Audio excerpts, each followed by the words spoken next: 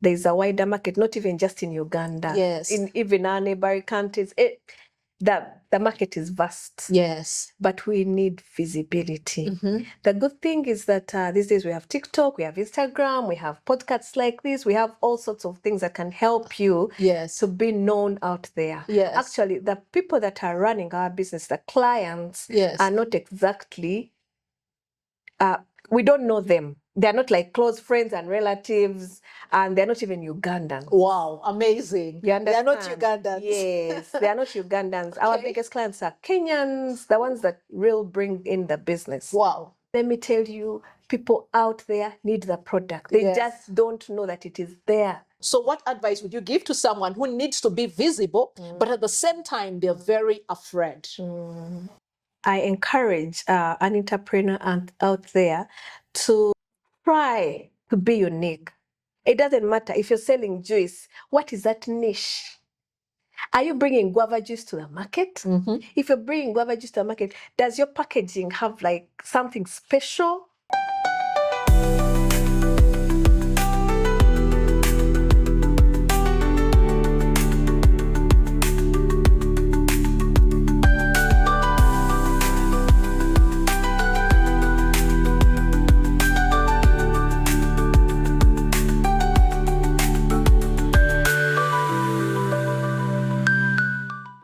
Every business, no matter its age or stage, requires sunlight to advance to its next level. That's why today we bring to you The Lamp, the Lydia Amuge Podcast. The Lamp will bring you ideas, insights, and inspiration from seasoned entrepreneurs and industry experts.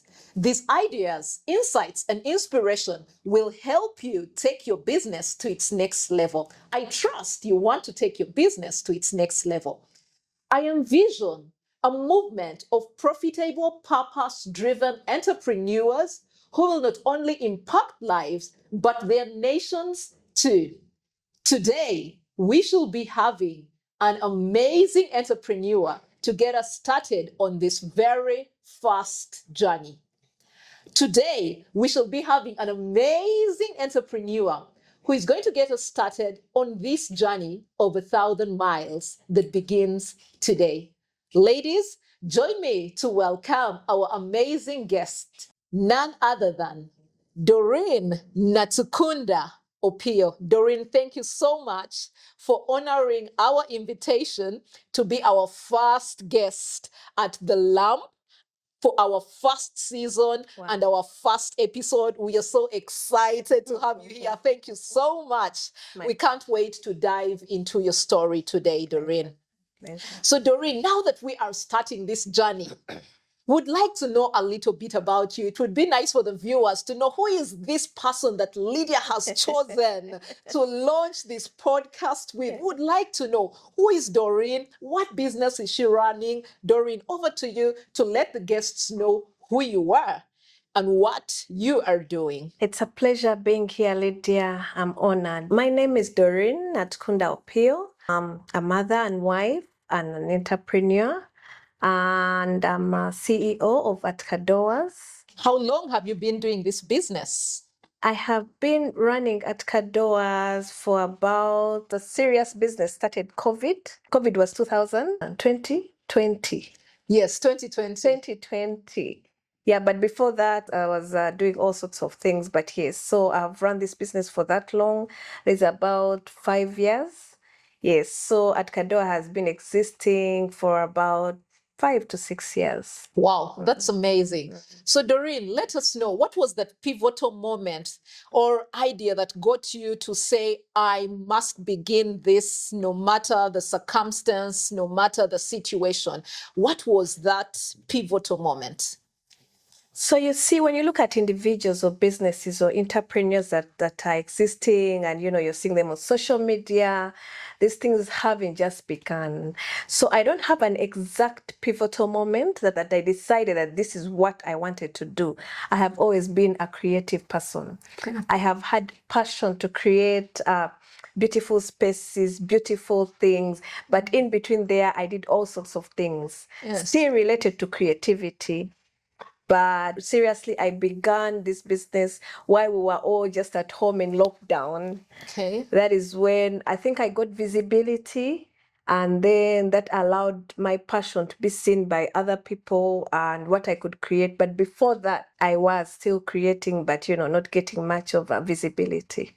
Okay, so was the idea fully formed at the start? Did you know that I want to do this, or did it evolve along the way? And we would also be happy to know how it actually evolved, because sometimes people fear to start because they think you must have it all perfect before you get started on any business.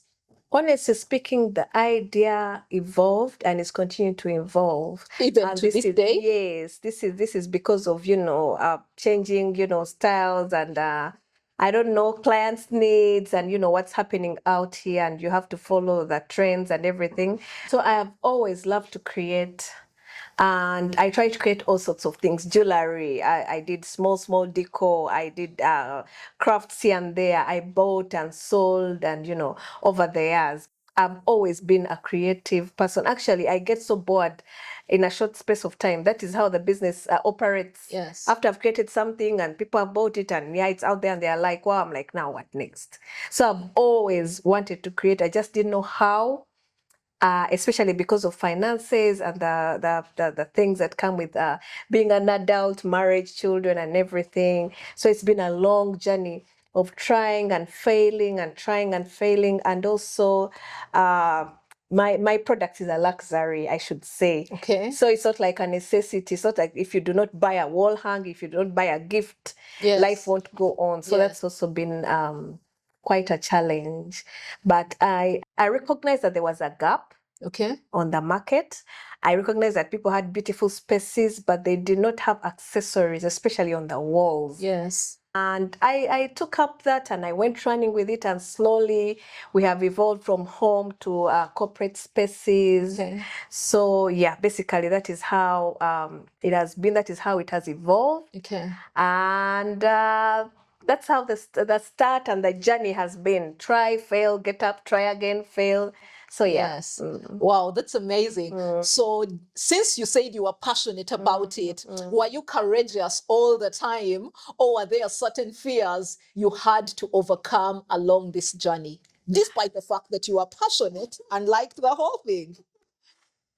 I can describe myself as a courageous person, and it's not been all me. It is by God, by God's grace. Yes. But as a character, I am quite courageous. So I would fail and try again, especially those early years when I had this idea in my head, and every time I would try to tell somebody about it, they were like, "Okay, what exactly do you mean?" Like they were not quite getting it. Yes. And up to now, some people don't understand art, Yes. especially because traditionally our art is, the drawn art and everything. Yes. And people think, okay, those are things people create, and then maybe like foreigners or whites come and take. So it's not very well appreciated.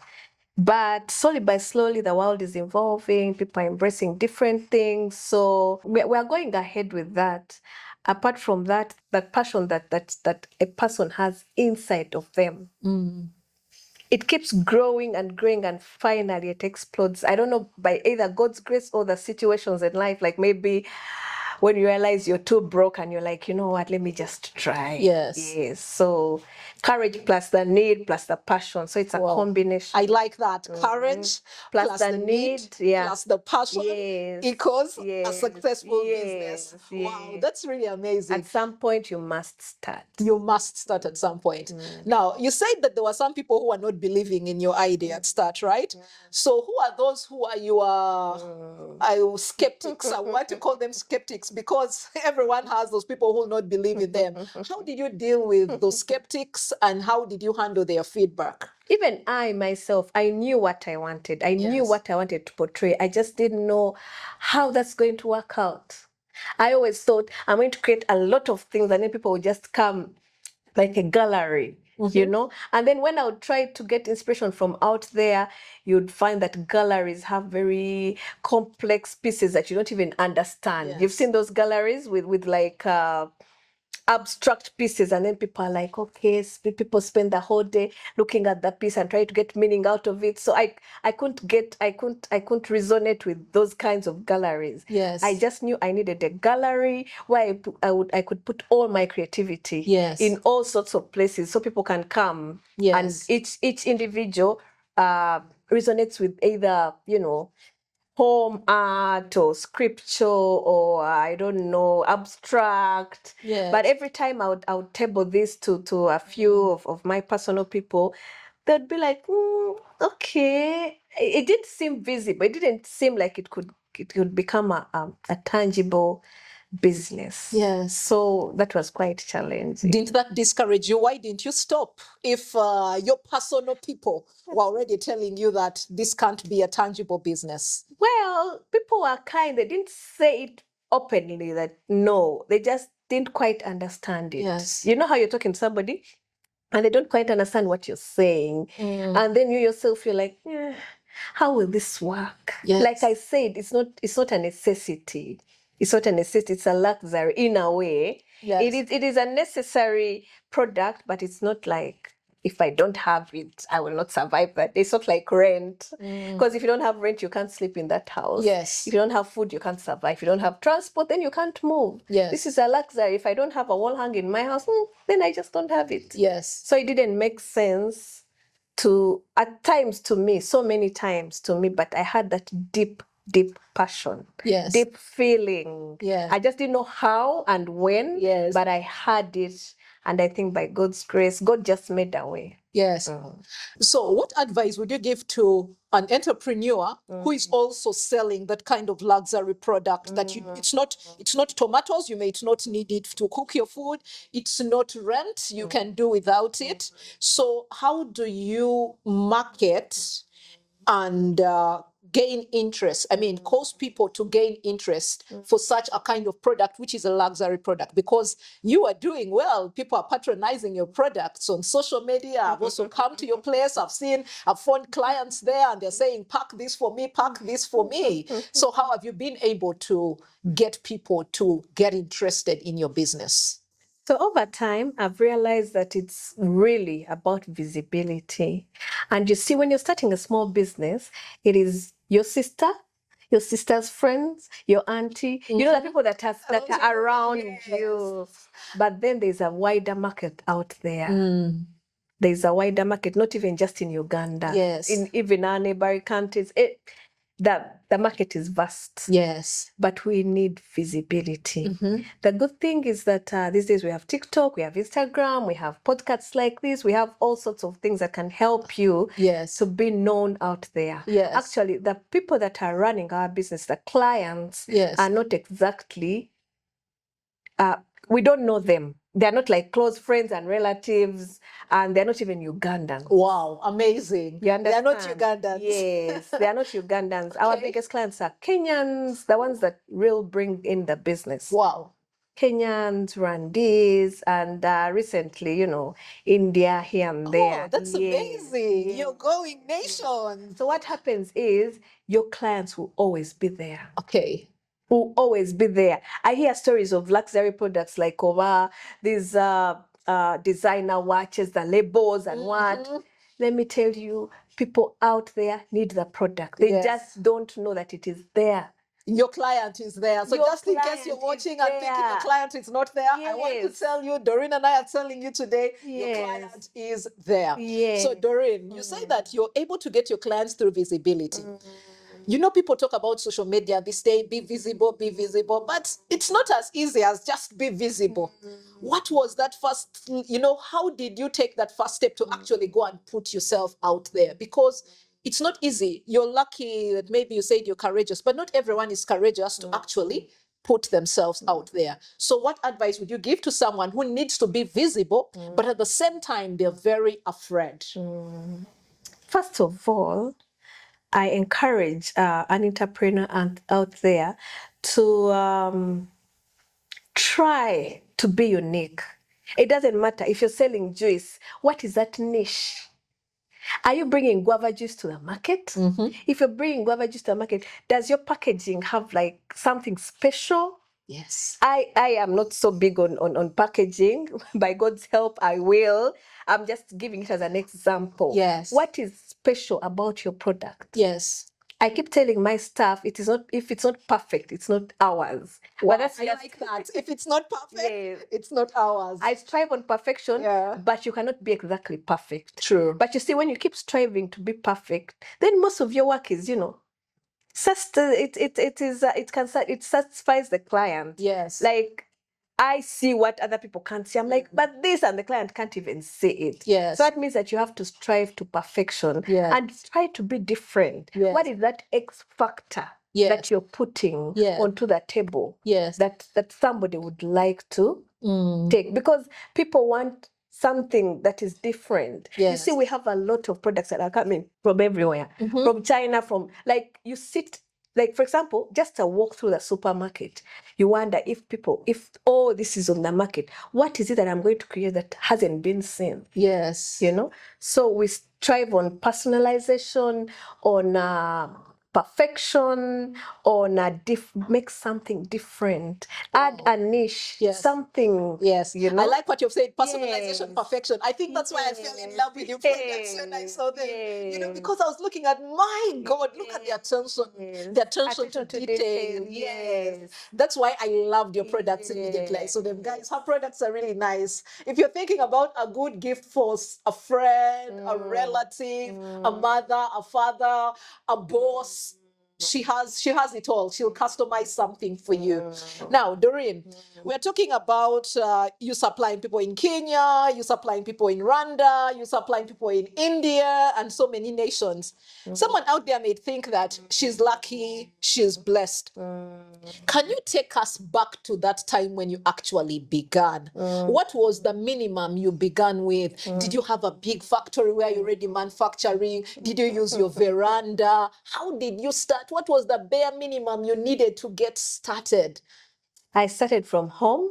Okay. And I'm still working from home. Wow. So it's nothing so special. I don't have like an industry or I don't know warehouse. I am still at home. Amazing. I work from home because, well, it was easy for me to be a mother. Okay. And also monitor my business and cut costs. Wow.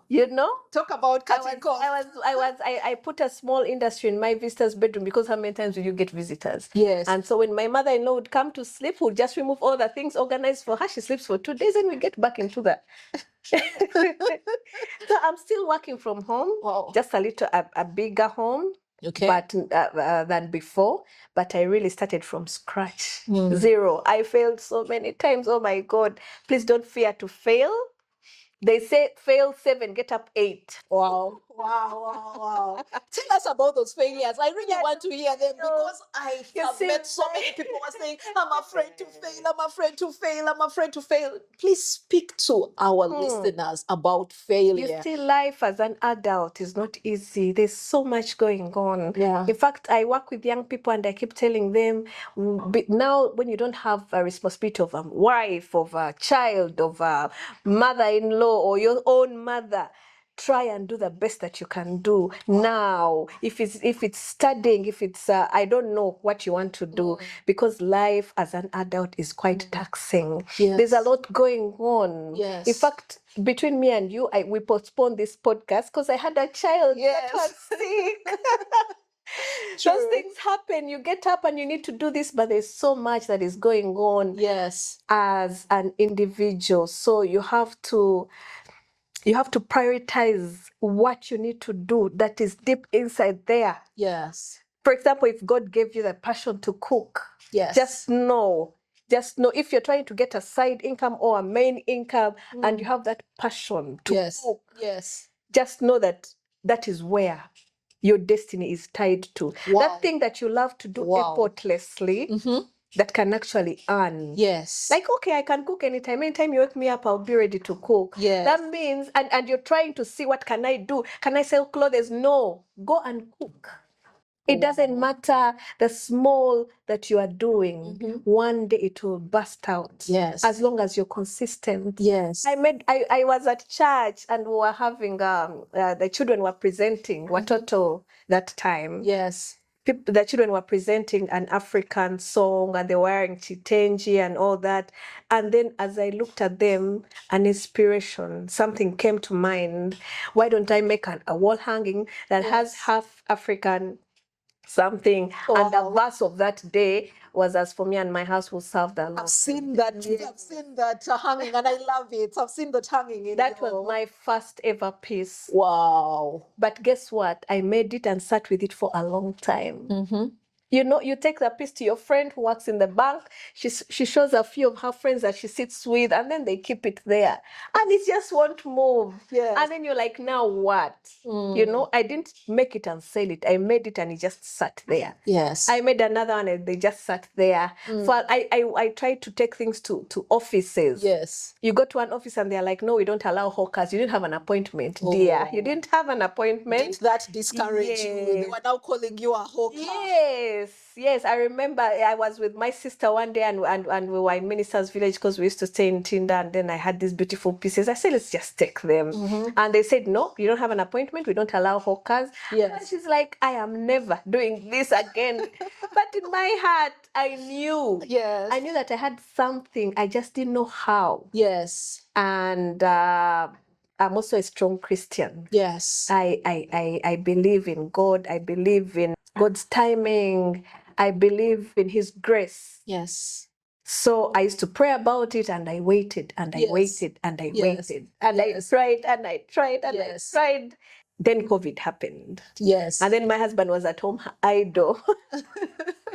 My husband had a job that used to make him travel a lot. So he was never really like home. So this time he was stuck at home. Okay. And so he said, let's make a video and then show people. Okay. Let's make a video and put on our page. We had a community page, and voila. Just one video like that. And then people were bored also at home. Yes. So they had no option but to look at. Yes. I think that time TikTok wasn't as much as it is now. Yes. So it was just, from one to the other. And then in that COVID time, by God's grace, we started working. Yes. And people are not moving and what, but first we were working and making money because I had the material. Yes. And and so that's how it all began. So really what I can see from the different things you've said is that you took advantage of what you had around you. Yes. You had a house. Yes.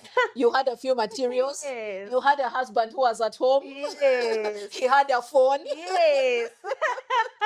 So I think sometimes we have too many excuses. Yes. Have you looked around to see what you have around you before you start saying, I have nothing, I have no capital, I can't start the business, okay? So Doreen, as a business owner, I know that you're leading teams and also working with different people. Are there things you have had to learn and unlearn in order to run a successful business? But yes, the team is growing. We thank God. And it comes with challenges. The young people these days don't like to work. The young people don't like to work. Oh my God. Talk about this generation. Business owner, just in case you're there and having stuff, young people who are not wanting to work. You've had, feel comforted. Yes. And I, like I told you before, I strive to perfection. Yes. Previously, in my younger age, I worked with my dad as a business person. That's why I have a business spirit, background. And my dad didn't like that thing of, let's just do and deliver. It's either you deliver in quality or not. Yes. So I realized that the young people that I work with need micromanaging. Which is not good, because I think that everybody should do their role. Because I can't be the creative director and look at the finances and now manage. So I expect things to move when I'm not physically around. Yes. It is a very big challenge. We are work in progress, but it is quite tight. People need to be micromanaged to be able to deliver. Yes. But we are slowly getting out of it by God's grace and by, repetitive encouragement and all. But as an individual, I've always been able to work with people because of my earlier life. Yes. And I have no problem with working with people. We have a good and friendly work environment. We begin our day with the prayers. So it sets the mood. And even if you've come, because the prayers are a bit long, 40 minutes. Wow. So by the time, So by the time the day begins, everybody's calm and ready to work, and we try to be friends with each other so that there's a friendly work environment. And Yes. yeah, basically that is it. Yes. What advice would you give to a business owner who is tired of micromanaging and feels like firing and hiring every single day? No, you can't do that. Even Okay. at home, it's the same concept we use with our house helps. Yes. You can't be firing and hiring. You have to find a way. Yes. Even I myself am hard to manage. Adults are hard to manage. Yes. Even I myself. So you have to find a way Yes. to rapport with your team. Yes. Because it builds a consistency, and with time you grow together. Yes. I learn as they learn, and we all learn. Yes. I feel so bad when somebody has to go. Fortunately, it has not been many. I think I've just lost one worker. The rest have stayed. I think there's one I've worked with now for over 4 years. Yes. So I'm basically happy with that, and I encourage you to try and build a nice work environment. Yes. Because honestly, we need them and they need us. True. So it's a give and take. Yes. Situation. Yes. Just like our clients. I keep telling them, we are here because of our clients. We need them. Yes. Just as much as they need us. True. So we have to coexist peacefully. Yes. So you try to build your team any way you know how, whether through prayer or through team building, or through rapport, or through stories, or a loose, not so loose work environment. Yes. That is strict and yet soft at the same time. Yes. Strict and yet soft at the same time. Yes. That's the importance of having a mix of strict and soft at the same time for a business owner. So at the end of it all, we are all human beings. Yes. So if you don't want to be shouted at, don't shout at somebody. You can actually issue an instruction calmly. Yes. Off in a friendly way, and it will be taken. Yes. You have to draw a line. Yes. The staff needs to know when A needs to be A. Yes. When things need to be done. Yes. And they also need to know the whole general purpose. Yes. Because if we don't work together, then we are not working. Then you can't survive and I can't survive. It's You understand? Yes. But then we are human beings. Yes. This life is as you know it. Yeah. So yeah. Wow, that's really amazing. So Doreen, I am passionate just like you're passionate. So what place does passion play in the growth of a business? Is it necessary? Should someone be passionate about their business, about the business they're doing? Or should I just say, hey, that one is selling tomatoes, they're doing well, let me also go and sell tomatoes? So I describe myself as the creative director of the business. Okay. Because most of these ideas come from me. Some I derive from things I've seen around, some grow over time, some come from clients, and a client orders something, and from that thing, you learn something, and then you make something. And most of my ideas are by God. So this has sustained my passion. The purpose of passion is continuity. Otherwise, you'd get bored of selling those tomatoes. Okay, continuity. I worked with my dad. I understood the business, but I found it boring because I'm a creative person. We used to sell school uniforms. Okay. Khaki is khaki. It has been khaki since then and now. A white shirt is a white shirt. It has been white since then and now. You can't say you want the hand to face the side all of a sudden. Or you cannot put layer. You can. So passion is very, very important in running. So you don't get tired. Yes. You can get maxed out, like you can, sometimes you're just there and you have no ideas and nothing is flowing. That is why God is very important in this case. You go back to God and say, God, I'm stuck. Yes. I need something fresh. I need something new. Yes. That will actually sell, because you can make your first thing and it will not sell. Yes. Yes. And in your head, you're so sure, you're like, this one will sell. And it just doesn't. Yes. That's where God's hand is required. But the passion helps you wake up every day, even when things are bad, even when rent is high, even when the workers are, even when the client is angry, but deep inside you, that passion. Yes. Please, please, please, those that are lucky enough to have passions, follow your passion. That deep, that thing. Do you like to organize? I have a sister-in-law. She has always talked about this organizing, but she has, life. She's doing a PhD and all that, life is busy. Yes. But I keep telling her, you have to do this business. This is like organizing people's spaces. Yes. And, if that is what you like to do, then that thing will earn you money. Yes. So don't ignore your passion. Yes. Pull it out, even with all the existing struggles and all the things that could go wrong and all the needs and all. Just don't ignore your passion. Wow. That is really amazing. Just in case you have a passion you have been sitting on, you have been doubting, Doreen has surely told us that passion will keep you going when the rent is high, when the clients are annoyed, when the teams are refusing to work. That passion will keep you going. Doreen is going to show you how you can start with little or nothing and yet still build an empire. So thank you so much for watching our episode. I hope you have enjoyed it. Oh my God, I've really enjoyed it. And I can't wait to hear Doreen speak to us at the second episode, where we shall be talking about how to begin your business with a shoestring budget. So just in case you're there and saying, I don't have the money, you don't want to miss this episode. Don't forget to like and subscribe to our channel so that you don't miss any of our episodes. Until our next episode, stay lit with the love.